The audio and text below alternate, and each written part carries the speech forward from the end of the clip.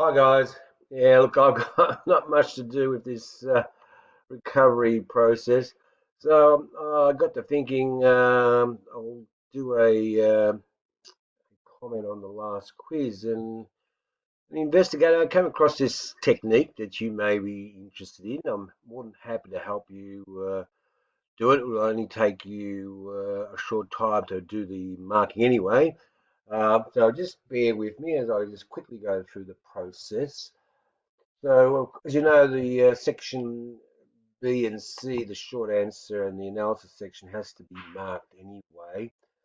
So, one option is to actually download it in a spreadsheet. And that's when I got to thinking that maybe there might be a better way. So, let's just go through. So, what you can do is you normally go in there and you individually go into each one, you scroll through the multiple choice section. But let me just stop for a while. But I thought, oh, maybe if you download the whole thing, it actually gets downloaded as an Excel spreadsheet. And that's where I've got found some strengths. As you can see, here's the each individual student. These are the multiple choice section, which is obviously it's checked their answers automatically and awards them 1 mark.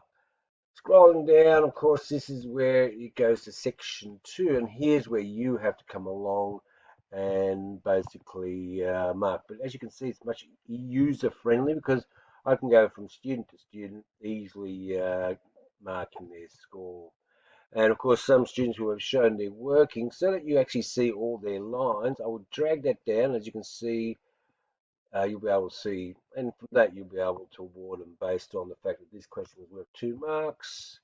You might argue that the student didn't show any workings, or he may have emailed it to you. So you say, oh, yeah, he's emailed it. Obviously, this one's wrong. Checking in, no workings shown. I might only mark it 1 because he didn't show any workings. And basically, you just do that for the short answer section. And that's all you need to do. Once you have done that, you can then send that copy to me. I will then basically take that, and trust me, I'm more than happy to do this because all I'll have to do is basically grab and copy what I've already prepared. Because say I was bored trying to figure out what to do with my time as was in a bit of pain, but now I'm recovered. So all I need to do is copy that, Control C, take it to your file. Control V, and basically, trust me, it will then generate a response. Uh, and then I'll be able to send it back to you in this format. So I promise me it will only take you. I'll add just 3 extra rows at the start. There they are. And what he does is it has generated a comment. So all you need to do now is click and drag those 3 columns. That's the student number, that's his special student ID number, the score, which obviously was calculated automatically, and his comment. Control C. Going back to the section there, just simply go upload. Sorry, where we do so download. No, not download. Um, Okay. Let me go back and try to think. Pause for a tick. Let me think about this. That's right. Yes, that's the only one drawback is that your marking of this has not happened. But I'm sure most students are just interested in what they got, and we now go to the next section, which is the AT's code that we've set up. That they will print. There's the AT code. That's where we go. Basically, view status. Here is when we simply import feedback. Remember, we just cut and pasted those 3 columns. Click here, Control V for paste. So as you can see, there's the student code. percentage and the comment. Click on the the student ID mark comments box, import, and it's done. So repeat, all you need to do is mark that Excel spreadsheet, send it to me, I send it back to you, do those 3 tasks, and you've got a detailed response.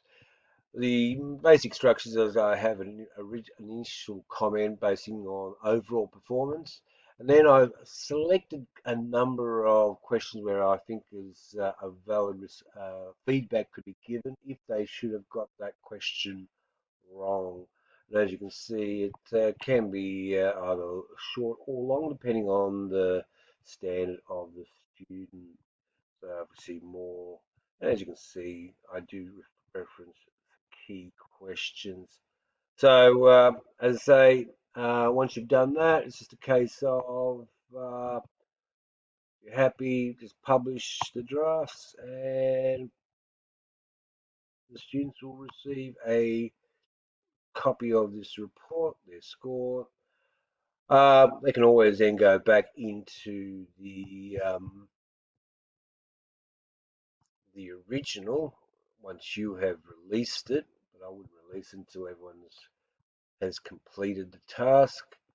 And they can always, at their leisure, check their answers themselves. So repeat, yes, it won't update the marks onto this, but you have a copy. All right, you just save that Excel spreadsheet, save that. You'll have a copy that you can always refer to in the future.